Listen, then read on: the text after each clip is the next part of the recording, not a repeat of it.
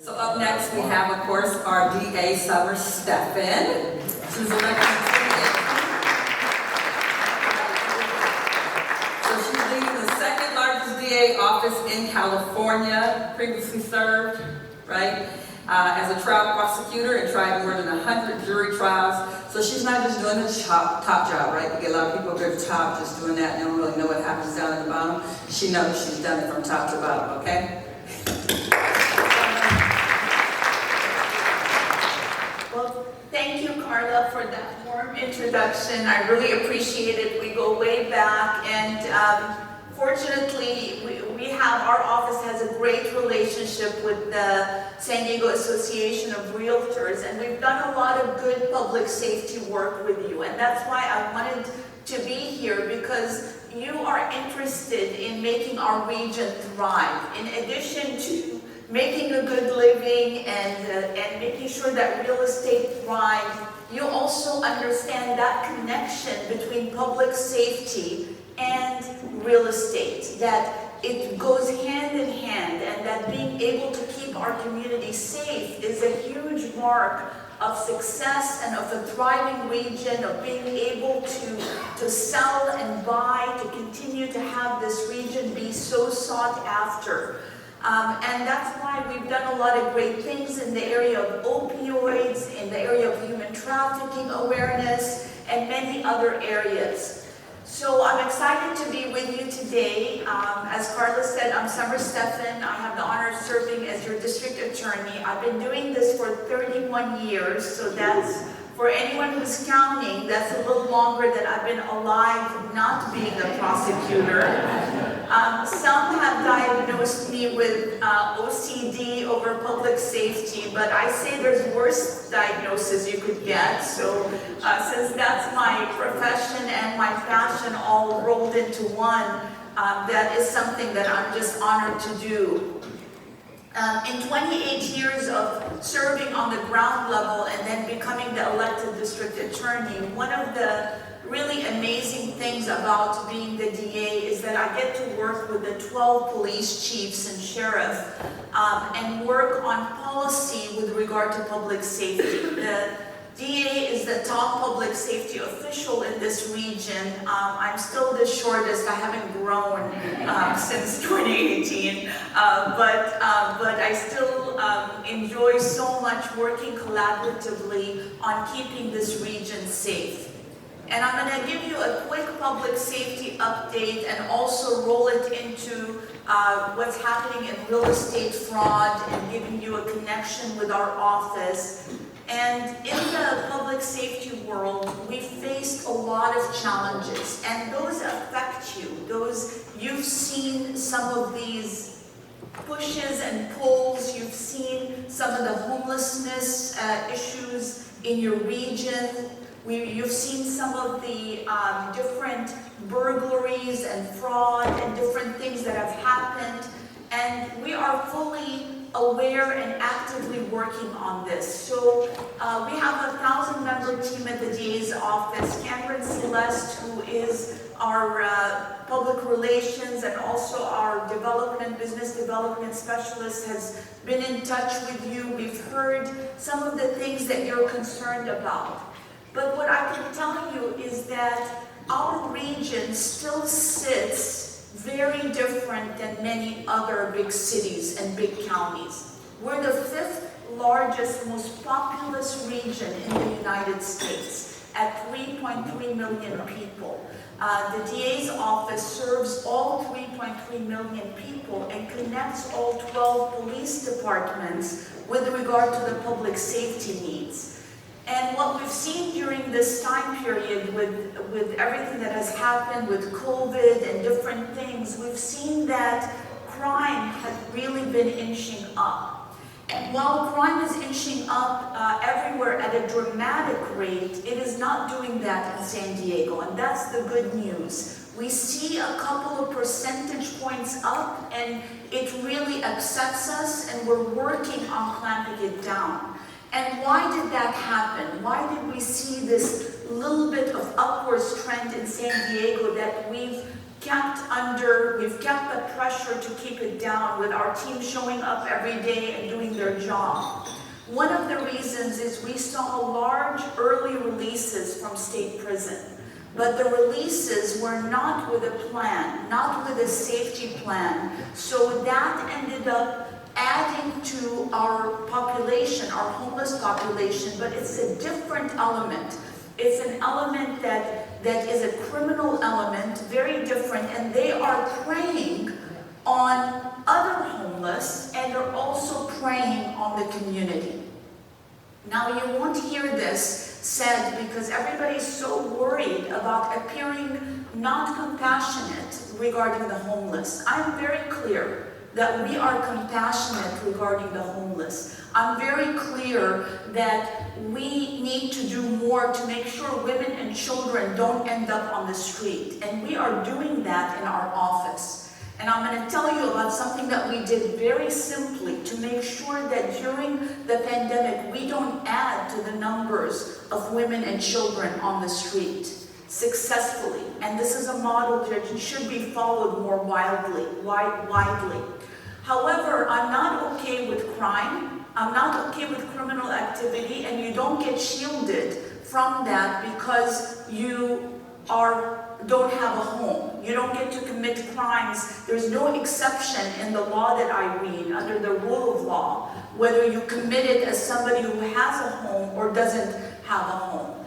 And so we also saw that the state was ready to release another 70,000 violent criminals on our street. And fortunately, I got together with 8 other elected DAs who believe that victims have rights too, that we have to balance victims' rights and offenders' rights. We can protect the community's right to be safe. We can do all 3 successfully. So we had to sue the state, something we don't like to do because we're busy fighting crime, but we sued the state and we successfully stopped that train. So we're still having...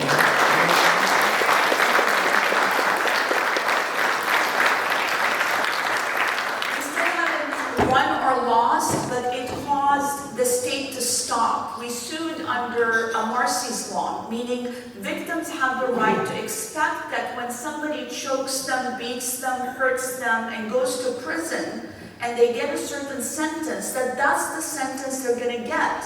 That the person isn't going to be released early, that they have rights under the law and should be able to count on that piece of justice.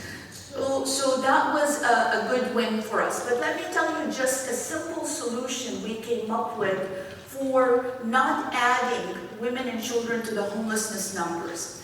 We worked with a tech company and we put all 400 shelter beds that we have in San Diego County dedicated to victims of human trafficking, sexual assault, domestic violence, elder abuse. We put all of that on one app, knowing that the victim is often with the abuser. So they're not going to get many chances to call for help because, without being able to escape. So when we combined government with technology innovation and put all of that on the app, we went from being able to house and shelter somebody trying to escape from gang violence, from crime, from domestic violence, child abuse, human trafficking. We took that from being days and maybe months, because we didn't have days or months, to 20 minutes. It was... And I'm going to tell you right now that I am working around the clock to see whether we can expand this solution beyond our victims of crime, so that we can have those efficiencies, so that we don't subject the human beings that shouldn't be on the street, nor our community, to the kind of crime and other issues that come from that. Another solution that we worked on that was so exciting, and the first one just opened, is this cry in our community. And I hear it from parents, I hear it from sisters, brothers. We all know someone that is spiraling and is on the edge of crisis from mental health issues. And sometimes it is substance abuse combined with mental health, co-occurring, kind of together. What came first, the chicken or the egg? No one can really tell you. Is it organic? Was it sprung forth because of methamphetamine, other use? It doesn't matter. We've arrived at a place where we have 54,000 calls for police to help with mental health, which is not what, they sign up to fight crime, and now they're the only response that's available for families in crisis. So we knew there's got to be another solution. It doesn't make sense. So we asked the questions. We brought 200 stakeholders together. We asked the questions, what is there out there for a family in crisis other than calling 911? Is there something they can go to 24/7, walk their loved one in, get care, get medication re-upped? And we learned there's really nothing. And so we searched around the country and we found this thing called crisis stabilization centers.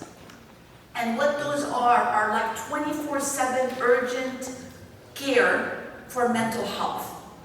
And you walk in, there's a door for families or individuals and a door for law enforcement to drop off so that they don't have to leave people on the street that are in this kind of crisis, nor do families have to always call police if they can walk in with their loved one.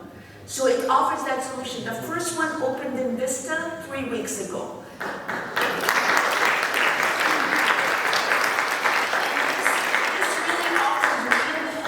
For homelessness, for mental health. It's already been accessed by over 40 families, and there's been 90 police drop-offs, sheriff's drop-offs to this facility, with a track record of only 5% that refuse service. So this is a new innovation. We're now, the first one's always the hardest. Now that that's open, we're now talking to all of the mayors and all of the cities on bringing something like this to their areas. So this is really, really exciting.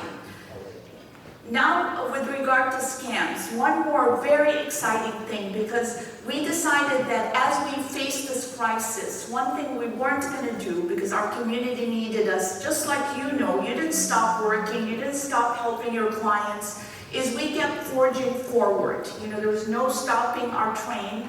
We needed to keep going so we can keep our community safe. And what we saw is the scammers use this time where elders and seniors are kind of separated from their families to expand their scams in real estate, because it became sort of something we're accustomed to never see people live or to check things for ourselves live. And this was an opportunity for scammers to then transfer deeds and take the equity from properties, essentially steal the equity from properties of seniors that they targeted by looking on social media, which you don't need to be a sleuth or an investigator. You find out everything you need to know: somebody's age, what house they live in, what area they live in, what are their grandchildren's names, and you can worm your way in order to be able to either commit scams or steal the equity. And we had a case that we prosecuted where this fraudster was really ingenious. He did a quit claim, transferring a beachfront, beautiful property right under the owner to a second person, a name, which was a fraudulent identity stolen. And then he took that under that name and tried to sell the property. What saved it is when he advertised that property for sale, somebody called to buy the property and decided that they actually wanted a larger property. They wanted the neighbor's property and that particular property. So the real estate agent called the neighbor to find out, whether they want to also sell, and that neighbor then called the true owner, and the true owner said, "What? I never sold my property." So we did a bunch of search warrants. We were able to track the fraud, stop it, put the names back in order, and that individual was gone for 4 years, which is it.